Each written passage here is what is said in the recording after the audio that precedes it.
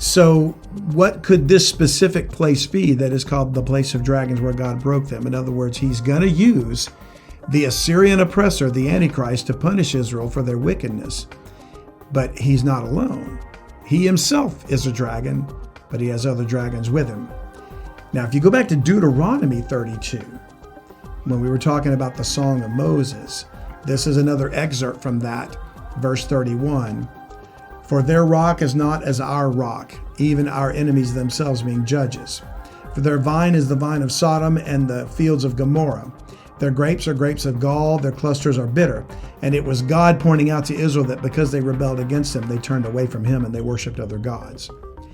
And it says, their wine is the poison of dragons and the cruel venom of asps.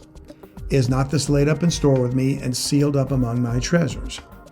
The poison of dragons and the venom of asps corrupted Israel, likely from the gods of Egypt, because they had an influence on the children of Israel. They wanted to go back to Egypt in their heart, And even after God delivered them and brought them in the wilderness, they cried out and said, we were better off with being in bondage in Egypt, because then we had garlic and onions and leeks and what have you. But there they were in the wilderness, not trusting God. And so the Egyptians got their gods from Babylon, as we've discussed. So it all ties back to Babylon, though it may go through Egypt. And that's where we're headed next, because there's a person that's going to be mentioned, and he's literally called a dragon in Ezekiel 29. And look who it is. Verse 3.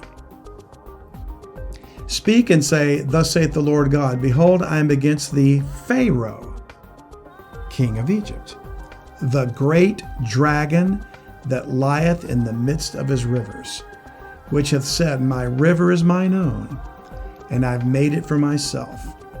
But I will put hooks in thy jaws, and I will cause the fish of thy rivers to stick unto thy scales, and I will bring thee up out of the midst of thy rivers, and all the fish of thy rivers shall stick unto thy scales. And by the way, hooks in the jaw is another reference to Leviathan in Job 38.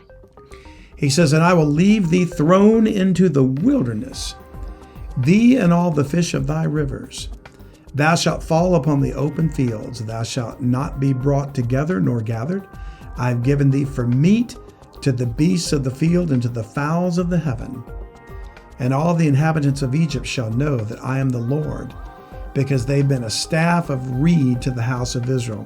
Now, Ezekiel existed long after the Exodus, when Moses was used by God to deliver the children of Israel out of Egypt.